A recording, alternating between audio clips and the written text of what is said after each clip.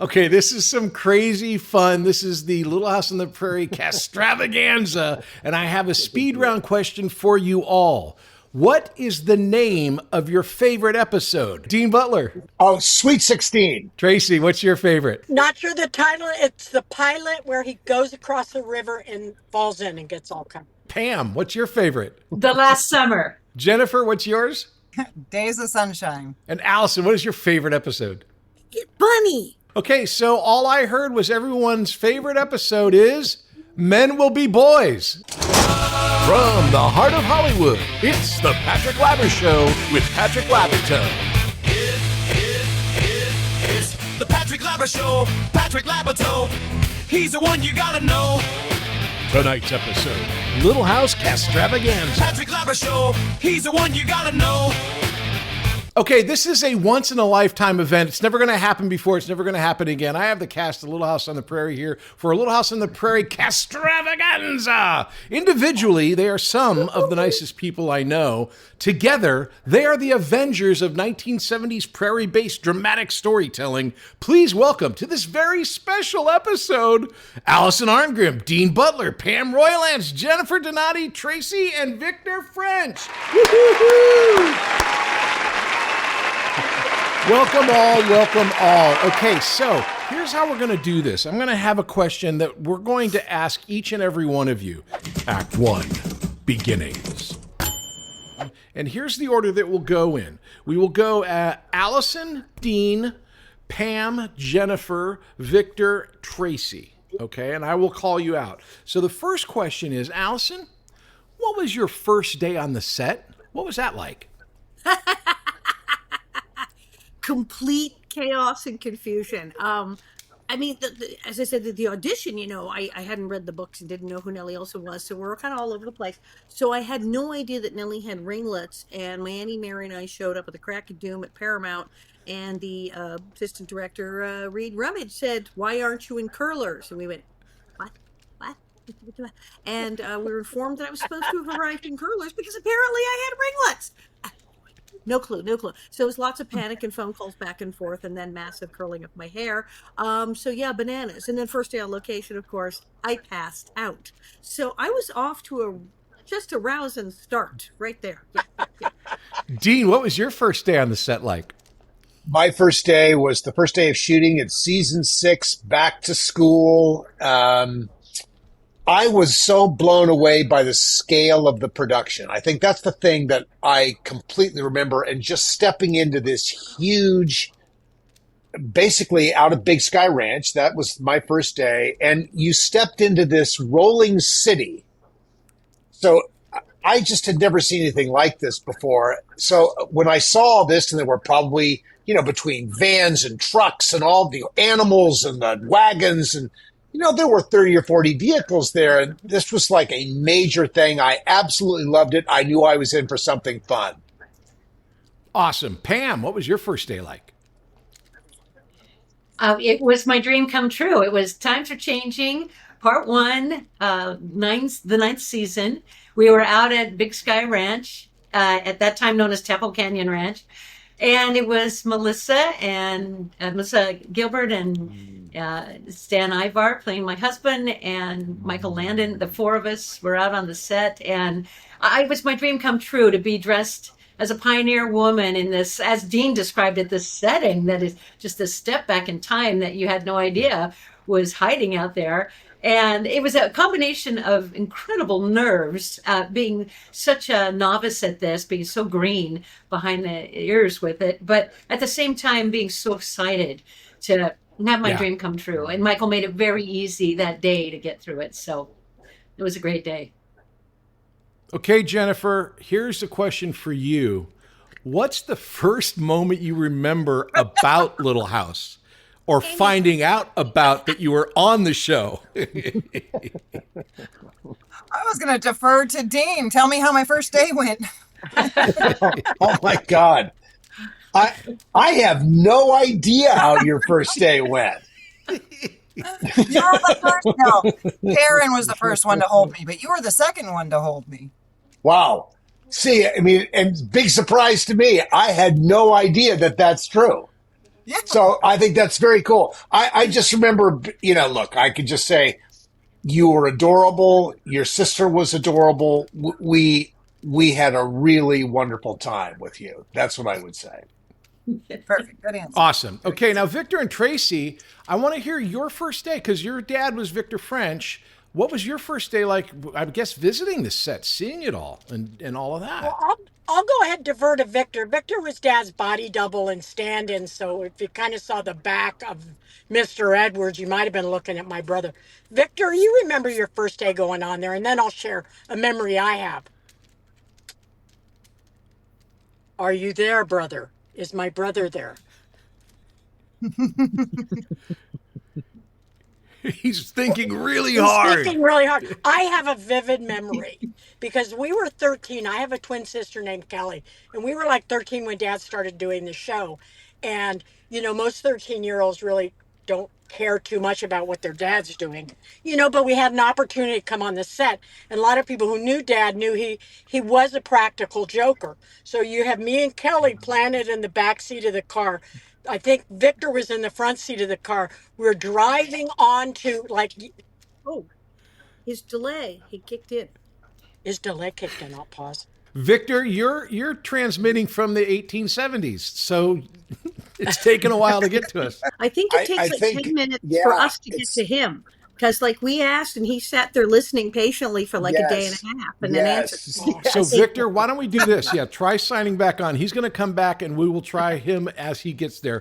Okay, here's my next question. And I've trademarked this question. It's your favorite Michael moment. Trademark, Patrick Labyorteaux.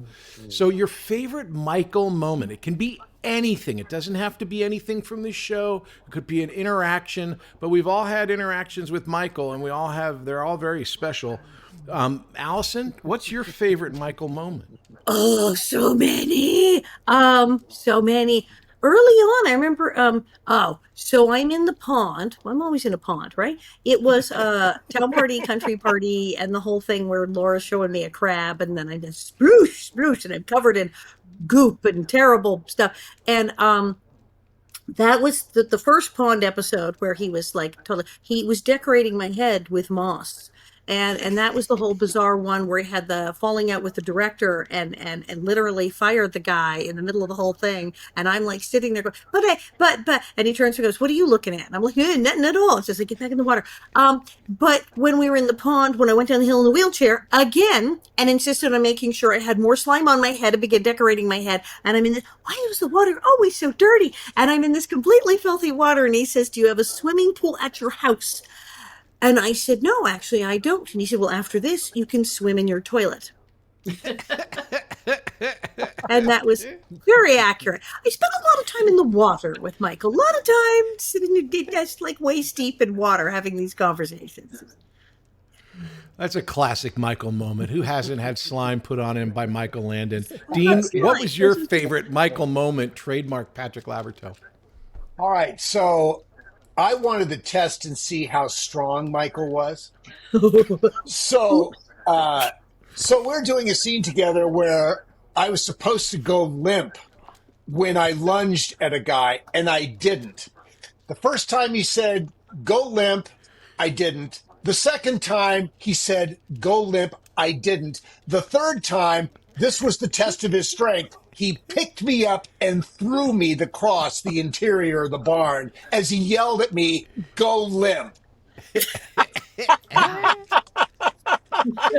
It was It was a signature moment. I just remember saying, what the hell, as I was flying through the air and landing on the ground and rolling across the barn. And there were a lot of yucks from the crew. It was totally my fault. I was too pumped. I didn't, so I got a flight lesson in one of the barns at Big Sky Ranch as Michael launched me across the barn. Went limp after that. I'll bet you too. Yes. The next take was just fine. That's my story. Excellent. So Pam, where did Michael throw you? Well, I just went limp every time I looked at him. I mean, Good for you. Good for you. I know, Michael Landon. You're good, Pammy. You're good. So smart. So the first episode, the times are changing. After we finished part 2, Michael left for 4 months, I think, to go to Thailand to work on a film. So my only chance to be with him was those 2 episodes, and then he was suddenly gone, and we were on our own and functioning very well. And then he comes back, and that was in the day when you could have family and friends on the set, and Michael was very generous about having an open set. And so I had 3 girlfriends who'd come down from Portland to visit me, and Michael was telling this incredible story about what these women in Thailand can do at these shows in the evening. And Not No, family go ahead, shows by any means. no, and things I didn't. Yeah. I had no idea women anywhere in the world could do that. But anyway, Training. They have classes. So- you can, yeah, I go, well, okay, I'll be sure and sign up. Good to know. So they had this lovely semicircle of actors and crew gathered around Michael. We were, at the moment they were resetting something, and he was telling one of those stories about these amazing, talented women. And Yeah. as he's going through the story, my girlfriends and I, we are seated behind this semicircle of bodies that are standing. And so everybody laughs at the end of his tale, and everybody splits up to go back to where they're supposed to be. And suddenly there's the 3 of us, and he's looking right at us. And we could hear the whole thing. We just couldn't see anything. And he comes right up to us, and he tells us the entire thing again, the whole story.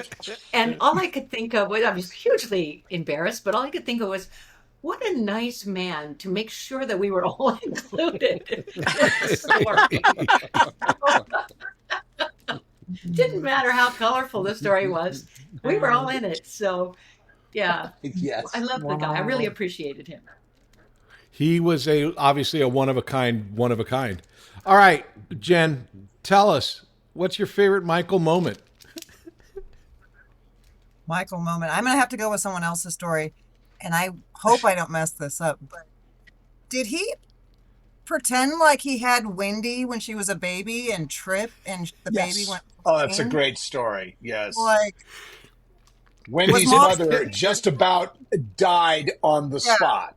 yeah, that's Just to be clear, what he did was they had a shot of the little house, and he had baby Wendy in his arms, and he walked behind the chimney, and then there was a person, behind there with a baby doll. They exchanged the live baby with the baby doll. He comes back out and then trips and throws the baby, and all you could hear was Wendy's mom screaming.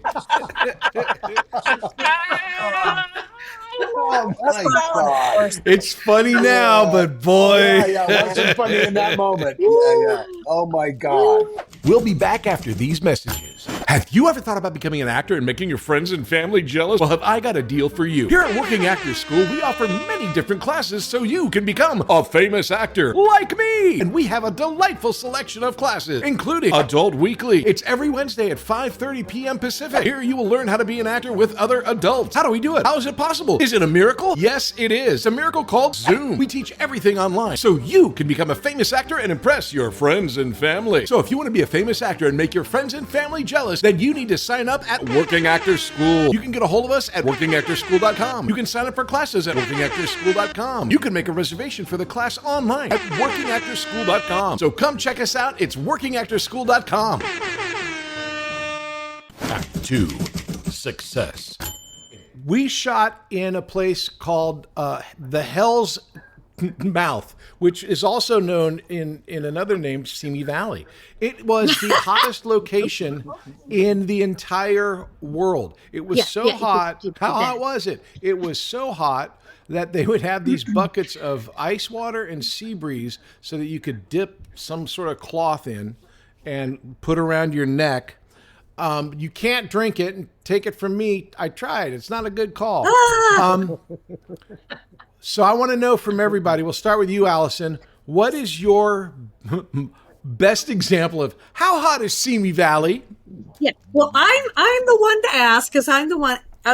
You know how like people say first day of spring when you see a robin, first day of summer is when Allison hits the ground.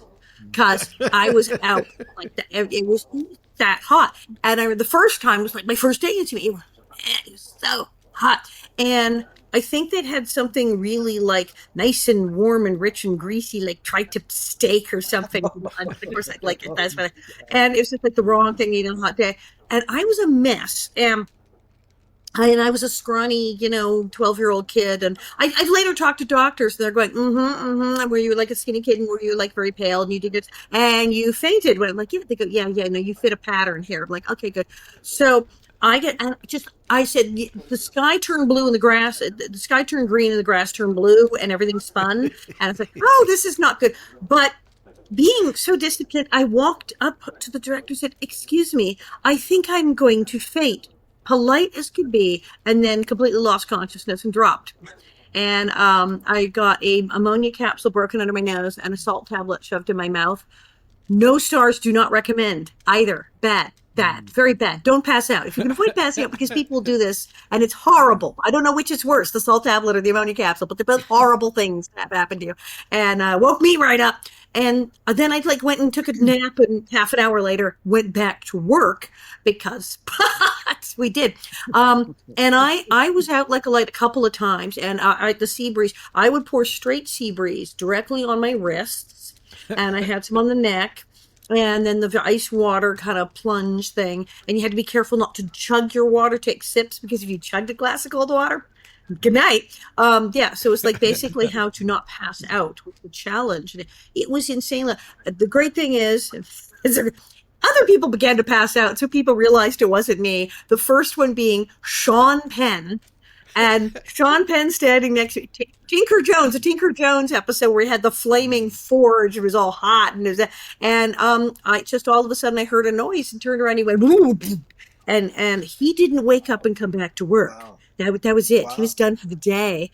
And I was like, hello. And that's when they decided maybe it was not just me, that it was actually that hot. Yeah. And he never worked again. You had it tough because you had the wig and all of the clothing, all the pretty dresses and all of the pantaloons and everything. So it was not even like close. No, I had on Dean had a hat and petticoats. Yeah. Dean, what was your hottest moment on Little House? Well, in Simi? Listen, I think it was during an episode what I remember is during an episode called Fight Team Fight, which you were probably in, and and your brother was in it, and the football episode. So the ensemble, while the kids are running around with Garrett Brown running the Steadicam up and down the field, which was amazing to see that technology for one of the first times ever on television, in a television production. But as a cast, you're just sitting there on these bleachers, sweltering. And the sea breeze story, I think I took the sea breeze, soaked it, put it on my head, and put my hat over my head. So I'm sweating, but cool sweating. And that was my favorite. I mean, really, there was nothing else you could do there. You just had to do whatever strategy you could. I always felt sorry for the women on the set because it's what you just said. All the clothing, we were basically dressed, in a shirt and pants and dog-eared boots, and I could get sea breeze under my hat. Excellent. Then moving back to the women, Pam, also long dresses, petticoats, and what was your experience with the heat in Simi Valley? That was my first.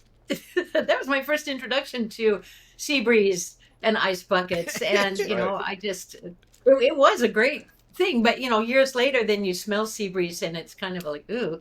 But I remember we were doing Sins of the Fathers, and it was just miserable hot, and I was supposed to be outside in the back hanging up clothing on the line, and Michael let me unbutton the blouse, and he let me roll up my sleeves, which kind of just wasn't done. But it's in the shot. You can see it in the episode. And I was so grateful for that. And then Stan Ivar swears he gave me, and I think this is true, he gave me a little fan that I wrapped around my leg and blew up my skirt. But oh, great. I do have a vague memory that was true. And of course, we couldn't do it while filming, but in between, it was good. Okay, Jennifer, here are the new rules for you and only for you.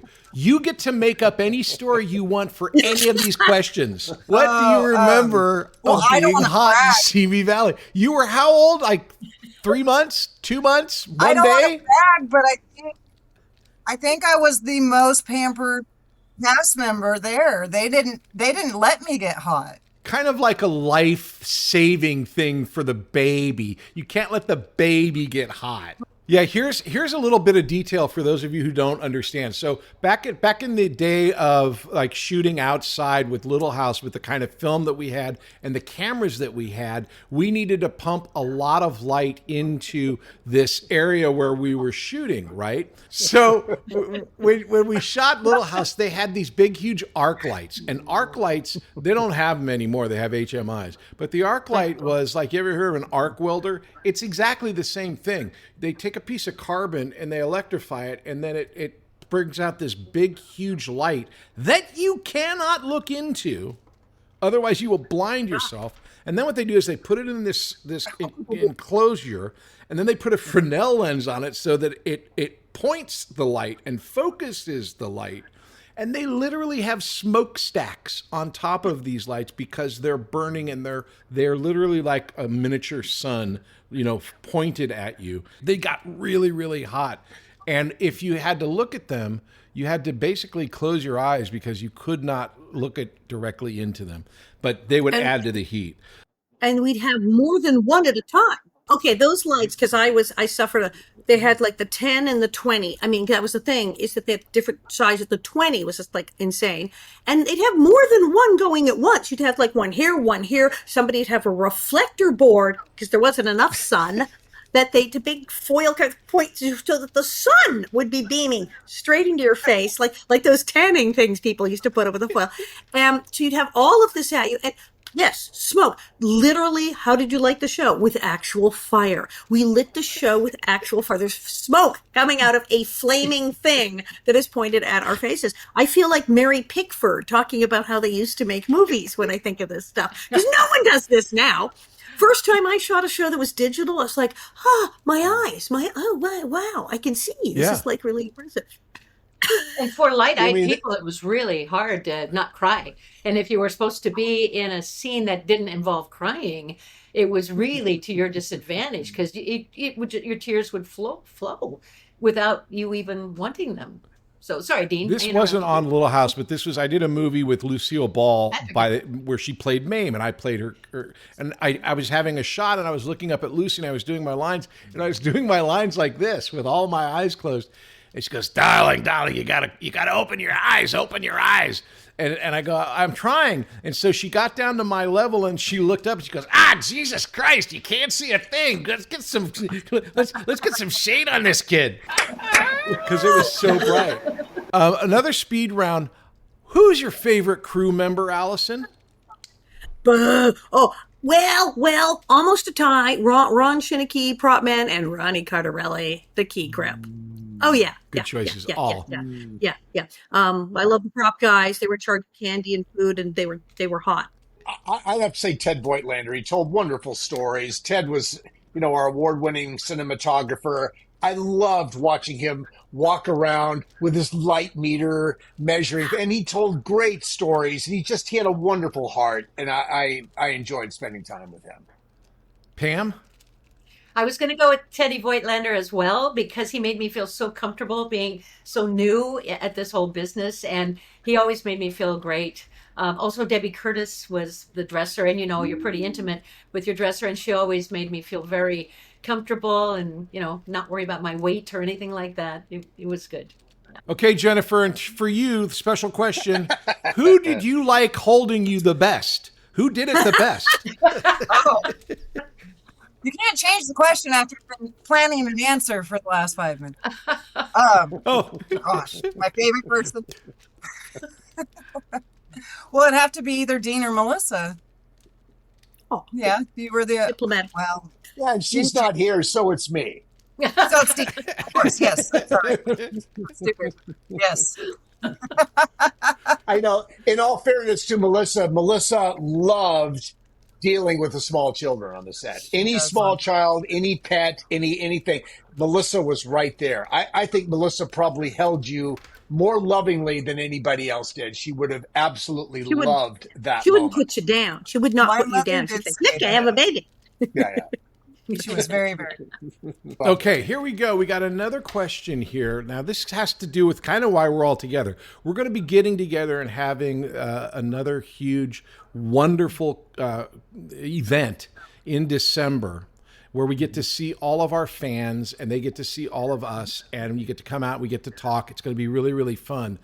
But I want to ask right now, what was your weirdest fan interaction?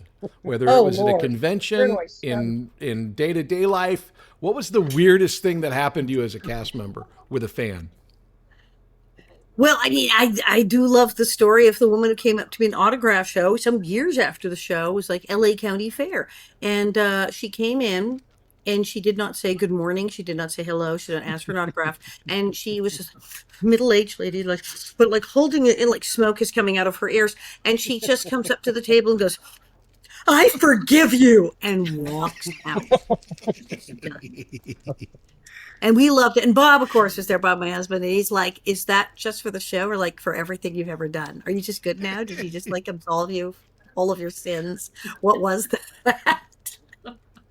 How about you, Dean? I think back to the days when people used to do mall appearances, and I was doing at one point a lot of mall appearances. This one was in Indianapolis, Indiana. Big line of people coming to see Little House people, and this one young woman walked up to the table. It was all about autographs. This woman, young girl, probably 17, launched herself across the table, wrapped herself around me, and planted her mouth on mine. And it was like she had to be pulled off by security people. And, there's sometimes you'd say, that would be really cool. You'd really like that moment to happen. This girl was unfortunately not that girl you were looking for that to happen with. So it was a weird, unexpected, more than slightly uncomfortable moment. Unforgettable. I've never told that story before. I'd never forgot that. And the fantasy of having complete strangers throw themselves at you and kiss you is very different from the reality of having an actual complete stranger jump over a table and slobber on you. I think that's true. Like, The fantasy is very different. Yeah. Ew. Okay, Pam, what's your weirdest interaction with a fan? Well, it was probably one of my first. And I always thought, gosh, it'd be amazing to be recognized out on the street. And I always thought if I was in the market, I would buy their groceries, or if I, just do something amazing for them. So I was at Disneyland on a really hot summer day, and I was in the Pirates of the Caribbean ride, and we had just gotten off of the ride, and it was kind of this dark little way we're walking out of, and I was just as sweaty and just as unpresentable as I could ever be. This woman taps me on the shoulder and she says, "Are you Sarah Carter on Little House on the Prairie?" And I was the one who almost threw myself in her lap. I just went, "Yes! Oh my gosh!" And I hugged her all over her. And I couldn't buy her groceries. I couldn't give her $100. I couldn't do anything but just sweat on her. But I was so grateful to have finally been recognized, And now it's kind of nice to go through life being very unrecognized. So, yeah. That's hysterical. Okay, I will tell this story about my weirdest fan interaction. My brother and I were both on the show. He played Albert, obviously, Matthew Labyorteaux. So we were at this event where it was Matthew and I were sitting together. We're also famously adopted by different people, right? So adopted by the same people, but have different parents. So my brother and I are sitting there, and this young woman comes up crying, telling us that she's our mother. First of all, that she had both of us. And we looked at each other, and it's like, this lady is obviously crazy. And so the security people come over and they take her away. And I looked at my brother and I go, what was your first clue she wasn't our ma? And he looks at me and she goes, he says, well, first thing, she's black. So yeah, this black lady came up to us claiming that she was my brother and I's ma.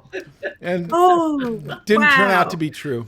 We'll be back after these messages. Hey there, I'm Patrick Labyorteaux, and I've been an actor since I was a little kid. So I know what it's like to be a little kid actor. So I have a class here called Youth Weekly, and that meets every Tuesday at 5:30 p.m. Pacific, and it is an awesome class if you are young and want to learn all about acting. We have a great set of kids, and it's taught on Zoom, so you can do it from anywhere. You can do it on your phone, you can do it on your laptop, on an iPad. It's awesome. I've had kids take a class while they were in the car coming back from soccer practice. I swear to you. So if acting is in your blood, come to workingactorschool.com and check out the Youth Weekly class every Tuesday at 5:30 p.m. Pacific. I'll see you there.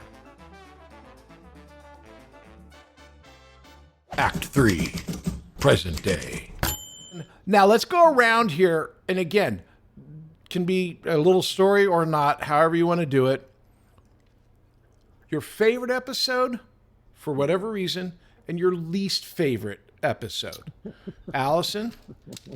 Favorite episode, Bunny, because it's awesome and I go downhill in a wheelchair. Least favorite episode, honestly, I mean, I have episodes, like I said, like, I love the music box, but I call it the one I hate me because I'm so awful in it. The episode that I don't like, anything where there was a sporting event, as much fun as they were to watch, because when everyone was playing football or baseball or whatever the heck they were doing, it meant that they would shoot that, which is all very exciting, and then they would shoot the rest of us sitting in the stands. So you'd sit in these bleachers where it was 100 million degrees and the arc lights are on us, doing absolutely nothing for many, many hours, and you'd sit there and they go, okay, and now they're winning. Yay! And now they're and this would go on for like 6 freaking hours of watching nothing and going, go, go. Okay, that's good. Doing good. Go, go. Okay, now look over there. And just while frying. And Charlotte Stewart has a story. She was doing that one time, and then they said, "Okay, finally, we're stopping. Yes, please go to lunch. Go to lunch." And everyone got up. They went, Charlotte, and she was just sitting there. And she had, in fact, lost consciousness and fainted and blacked out, but just didn't fall over, and they didn't know she was out. And they like, wow.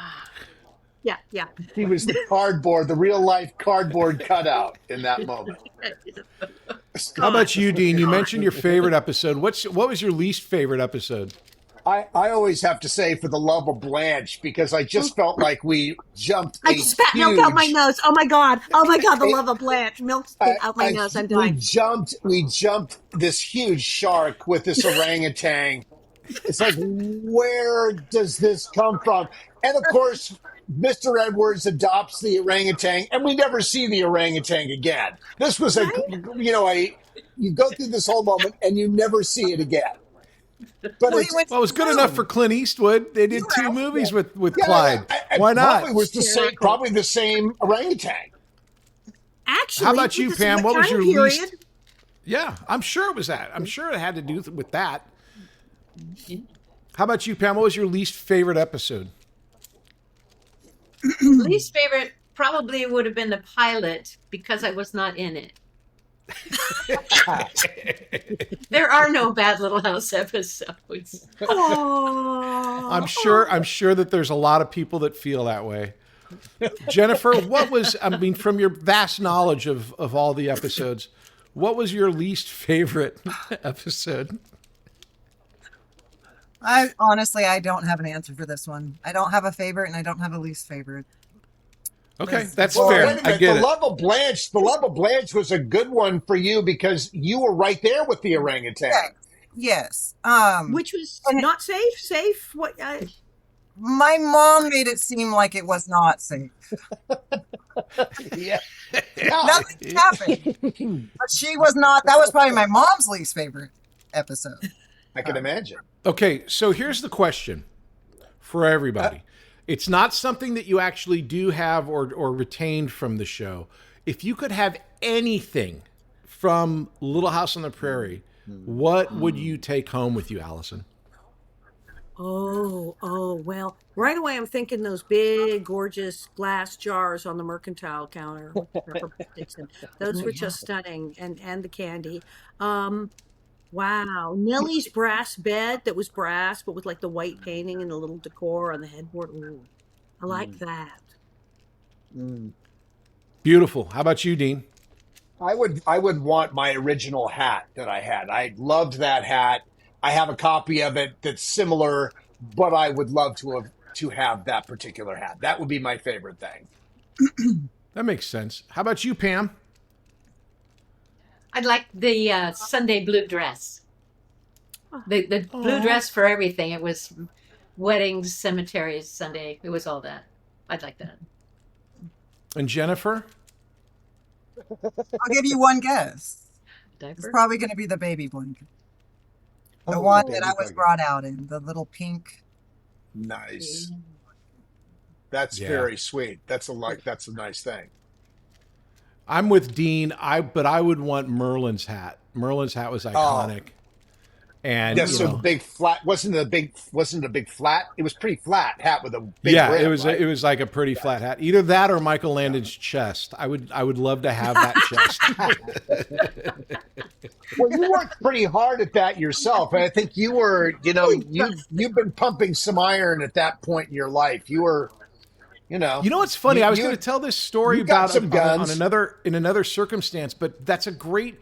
Michael was so keyed in on stuff. I had been working out obviously as a teenager, and towards the end of in like the last episode that I did do, obviously I was the oldest that I was on the show. I had been working out, and Michael, who is famous for taking his shirt off and working out and being in great shape, kind of noticed.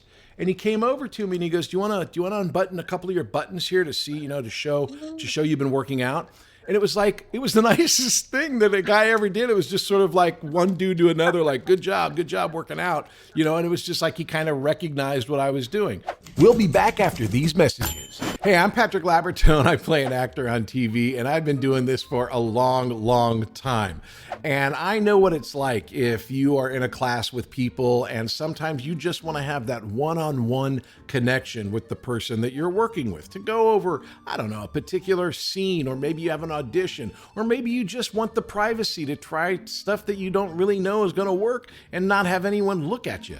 Well, I have the perfect solution for you. It's called One-on-One with Patrick Labyorteaux. You can book your time at workingactorschool.com, and it's just me and you for an hour going over whatever it is you want to work on, breaking down the script, talking about character, figuring out your intention, the spine of the scene, everything that goes in to making a dynamite performance. So if you're interested in acting and want that one-on-one personal attention, check out One-on-One with Patrick Labyorteaux. You can find all the information you need at workingactorschool.com.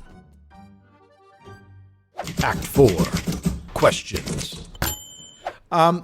Okay, we're closing in on the end here, folks. You guys have been fantastic. This has been great. This is one of the most hilarious roundup interviews I've done. I mean, this is a riot. I'm dying. Dean, actually, you made milk come out my nose. You said the episode blanked and orangutan, and I lost it, and milk came out my nose. I love so much. So, yeah. Okay, Allison, it's a twofer. We'll end on this twofer Boy. for each one of you guys. What do you think has aged the best from Little House and aged the worst? Oh. Well, age the best. I think the emotional content, because everybody's still crying over it. So whatever Michael and everyone was coming up with, like this should be a sad moment, apparently still resonates because everyone cries.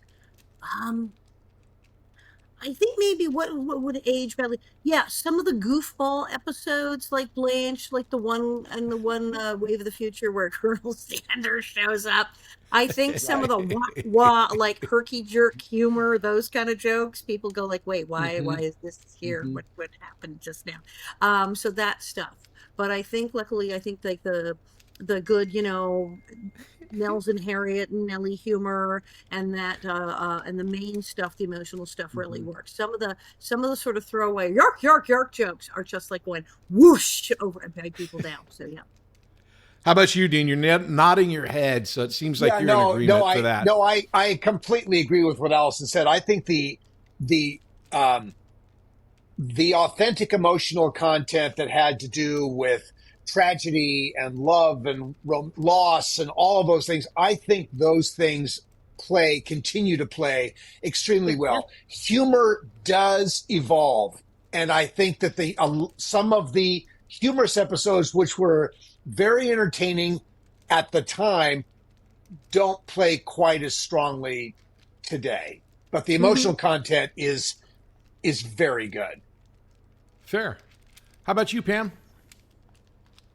Yeah, and maybe the emotional content is just saying this same thing too, that the actual stories, the basic 5 or 10 stories of life that Shakespeare wrote of, that they exist all the time, forever, and we can always tell those stories.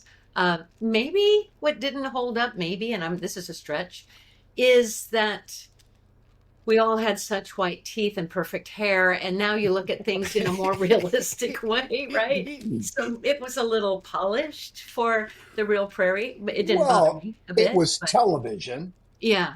It was television, and I think that look, there were those Patrick, there were those battles that happened with Michael and Ed Friendly about whether the girls should be run around bare feet and dirty faces and torn clothes.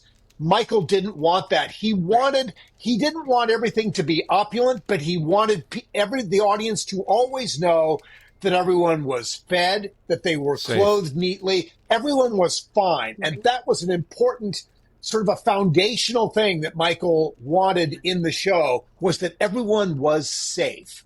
And I think that has held up extremely well, too. Well, our teeth were very nice for, folks living in the 1800s in a town with no dentist. But today's standard, where everyone has been whitened and has veneers and has been straightened and has caps, you watch shows now. And I've had a couple of fans say they dig our show because it's before veneers and at least 1 out of 3 people has janky teeth. And they said they're real because there's always somebody with some janky teeth on that show. And not like super janky, like missing, like they're the hillbilly, but just normal person teeth that haven't been completely veneered out of existence. So I think that our teeth are glaring that it's 1978. Yeah. How about you, Jennifer? And I think maybe too with sorry. Could I add a little something, Patrick? Sure, and then Jen, go right after Pam. A little on to what Dean said too. I think also creating that for television at that time, what also came with it was who he cast to play these roles, that who we are today as people. I am very proud of the cast members of Little House on the Prairie. I'm very honored to be grouped in with them because they have honored a legacy of these characters, of the stories, of the emotion that we are sharing, the story we are sharing. And it's amazing people who were selected to play these roles who still are with us. So yeah, it was a wonderful thing he created, and it was certainly a good choice. Sorry, Jen. I owe you one. No, you're fine. I was just thinking that the downside of being the last one to go is that you've already said everything. Should have flipped the order, Patrick, so she could go first a few times. That's I'm a like, good point, check, Jen. no, That's no. Not a bad idea. Let's start over. Okay. Hey, everybody, welcome to the Stravaganza. No, I think you guys all nailed it. The humanity of the show is never going to go out of style. Yeah, I think that holds up so well. I'm going to go with a technical. We talked about the lighting. We shot on film, and we had Teddy Voigtlander, and we shot Panavision. We shot all these things, which is why when you look at the remastered DVDs or Blu-rays now, this is a very present type of show. You can look at this now because we had the negatives on film. It's a very technical thing that nerds like me really dig into, that you're able to get high quality prints out of these shows that are 50 years old, and they'll always look good, if not better, as our techniques increase.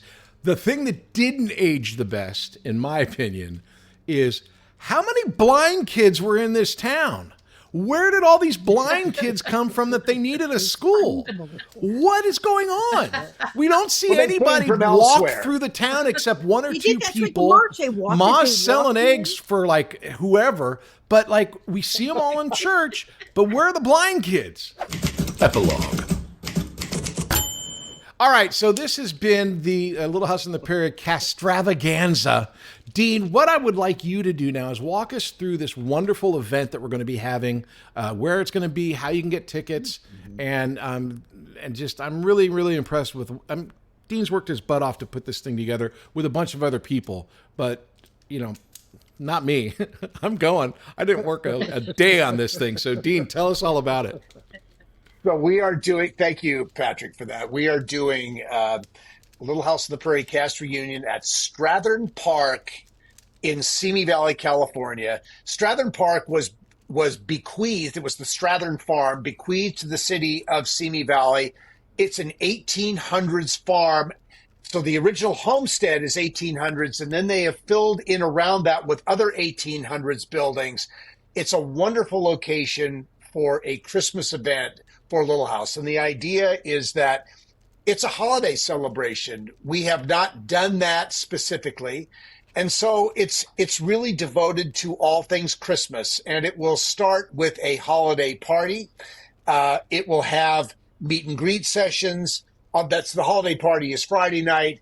There'll be meet and greet sessions on Friday during the day. There'll be special meet and greet sessions on Saturday and Sunday. We're doing VIP plus presentations where it's one-on-one conversations with cast members, holiday screenings of episodes, the Little House Homecoming documentary, which is about to be released over Thanksgiving weekend in a live streaming environment. We'll be screening it there.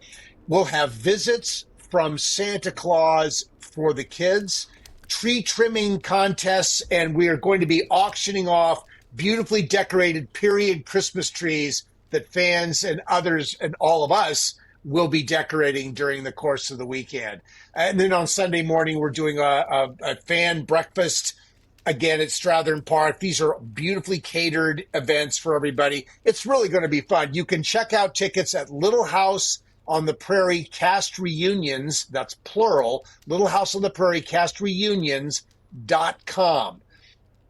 There'll be a link in the bio or a link in the description, everything like that. But also, there's going to be pictures and autographs and signings and a all whole that. bunch. Yeah, but I said meet and greet. That's what I meant to say. Yes, exactly. That's It's all part of it.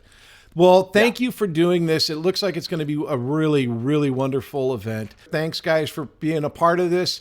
We're going to have a regular one-on-one interview next week, but this was the Little House on the Prairie Castravaganza. It's the Patrick Labyorteaux, Patrick Labyorteaux. He's the one you gotta know.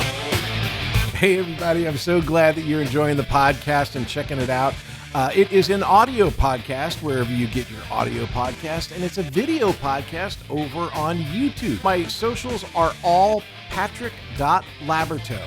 And that is on Instagram, on YouTube, on TikTok. I'm everywhere. If you want information on the school, you can go to workingactorsschool.com. We have classes going all the time. It's a lot of fun. I suggest you check it out. Hey, we'll see you next time. It's the Patrick Labyorteaux, Patrick Labyorteaux. He's the one you gotta know.